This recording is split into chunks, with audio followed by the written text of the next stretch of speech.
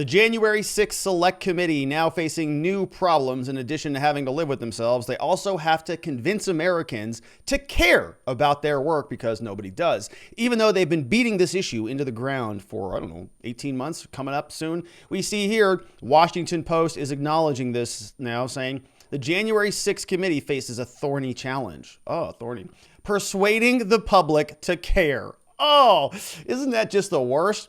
I mean, this was supposed to be the end of America. That guy took that podium and he had it in his arm and he was about to leave with, I think, the Constitution or something. Here, this came out from Jacqueline Alemany. We've got Josh Dowsey, and this is a wild one. We're noticing January 6th Select Committee now has tried to recruit high-profile journalists to write a report about the attack on the Capitol. Hoping to build a narrative thriller that compels audiences and is a departure from government reports of yore. Oh my gosh. So those congressional research reports that we read through here, if you've gone through the 9/11 report or any of these government documents, they're kind of like big, phone books of boring government information. And these, I think propagandists, I guess, they want to create a new story. They want to get some high-profile journalists to turn this into a narrative thriller, like a fiction novel or something, because I think that's what this has become for them. We see here, committee members and staffers are seeking to compile dramatic videos and texts and emails in a digital format that is easy to understand. That's easy to share on social media. And they want things like they want to put together blockbuster televised hearings that the public actually tunes into, according to people with knowledge of the process, who spoke on condition of anonymity to speak candidly. So at least they're speaking, but if they were so, I guess, enthusiastic about their presentation, they wouldn't have to be doing all of this stuff, right? And they wouldn't have to be hiding behind anonymity. They've got a challenge cut out for them, making the public care deeply and read hundreds of pages or more about an event that happened more than a year ago and that many Americans feel they already understand. And I think it's more than that. I think it's more than the idea that anybody just sort of feels like, well, we already know everything there. I have a lot of questions about what happened there, a lot of questions. And we've been talking about all of the open-ended loops that have never been resolved, all the thousands of hours of footage, all of the discovery that the government was dragging their feet on for a long time. So I don't think that most Americans think they actually understand it. I mean, I think many Americans wonder how, with our trillion-dollar defense bureaucracy that exists, that's been built over decades, and with all of the three-letter agencies that get billions of dollars every year, and with the most important people in the world all gathered together in one building, how could our dummy elected bureaucrats not protect the most sacred building, I guess, in the country on that particular day? Seems like it was pretty much a colossal failure, or some people may have been okay with something like that happening. I don't know. And so what does this all lead to? It means that there is no credibility whatsoever for these people. It's not just about Americans are sick and tired of, having these political buffoons beat these issues into the ground. It's about the idea that we've seen every one of these issues fail. Every time that they beat an issue to the ground or bring it up, we see that they are wrong about it. And they've lost all credibility. And you can just take a look at the pattern over the course of the last few years. They've botched the pandemic. They've told us, we've got a solution. We're going to guide you through this. Pretty much failed every step along the way. Afghanistan was a disaster. At no time are you going to see people falling out of helicopters. Well, we kind of saw them falling out of aircraft. We saw that inflation was promised to be transitory, sticking around a while. The entire Trump-Russia collusion debacle, all proven to be false. We see Hunter Biden's story that was swept under the rug.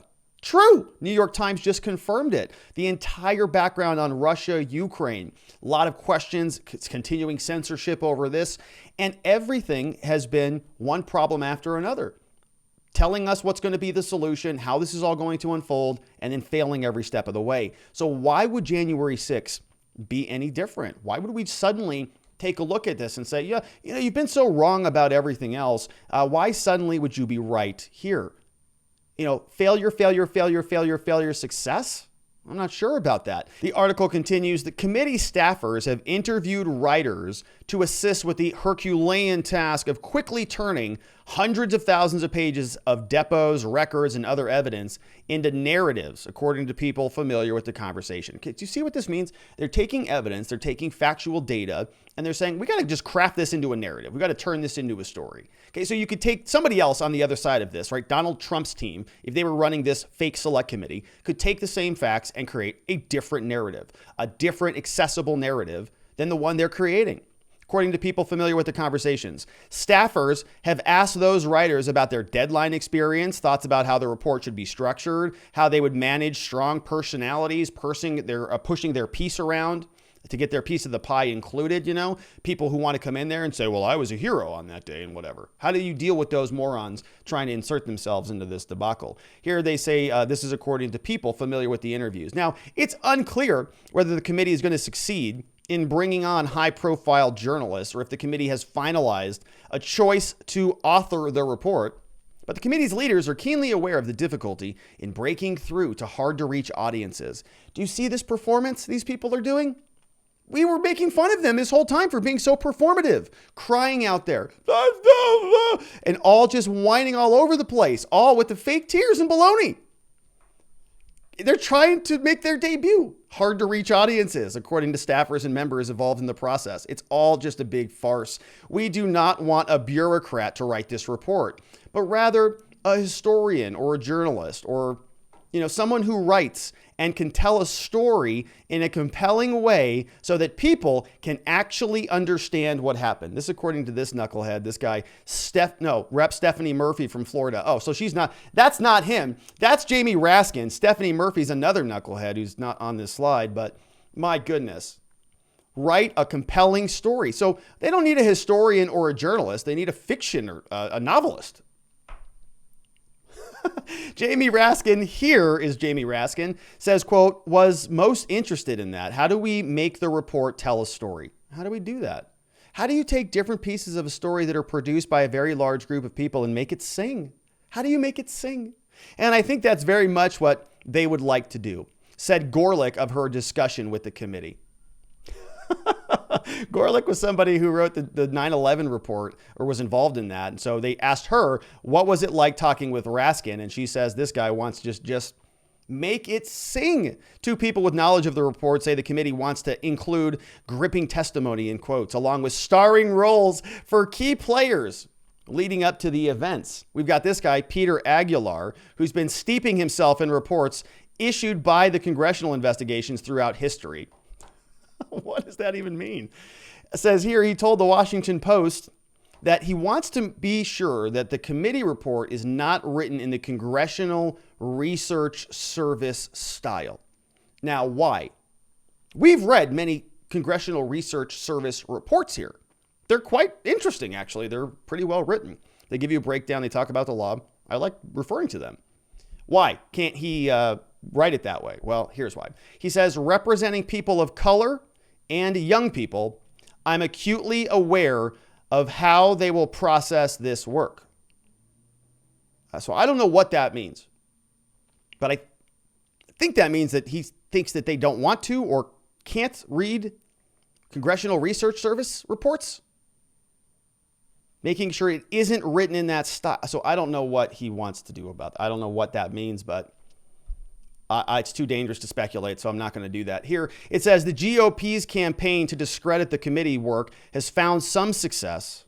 The poll found 54% of Americans who say the protest who entered as mostly violent broke down by party. 36% of Republicans say it was mostly peaceful. There's 1/3 of the nation that will read it, 1/3 that might read it, and 1/3 that won't even believe it, said a committee lawmaker. Somebody who's on the committee spoke on condition of anonymity to speak candidly. The lawmaker added that even some of the Democrats and their constituents have lost interests in the committee's work because of more pressing issues, like, I don't know, all the ones that I just listed, like inflation and the coronavirus pandemic. So it's key, they say, to tell the best story possible with the report, so it's ultimately issued by the committee so that it actually breaks through. Of course, big question is who actually was talking about this? Who's that anonymous committee member who is part of this concoction of a story so that it breaks through? Now, acknowledging that even people in their own party don't care. As it currently stands, the committee's timeline has been pushed back. It races to ramp up depositions and interviews, saying that they want public hearings to start in May. Asked whether they're going to have any final deadlines, final report deadlines, says it's a moving target, said Thompson. We have some timetables, but when we get 10,000 pages, the timetable moves because they're getting everything from everybody. Public hearings might prove to be the committee's best opportunity to fill their role. They want well-produced viral moments, something reminiscent of Watergate hearings, sparking prolonged and intense media coverage. I'm not sure that's going to happen. We see here Nicholas Wu over from Politico said that Thompson was asked that evening about calling Trump or Pence.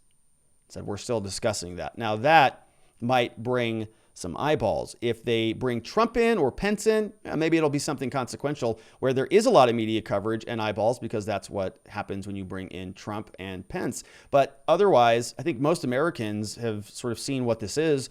Watched Liz Cheney, watched Kinzinger, watched Thompson, watched Raskin, all of these other people promise that they're leading the way on a number of issues, and watch them fail and stumble every step of the way. So when they come out in front of the cameras and tell America that this was almost the end of democracy, nobody believes them anymore. And everybody knows this is what it is, a political hit job, an attempt to remove Donald Trump and anybody who supported him from the playing field.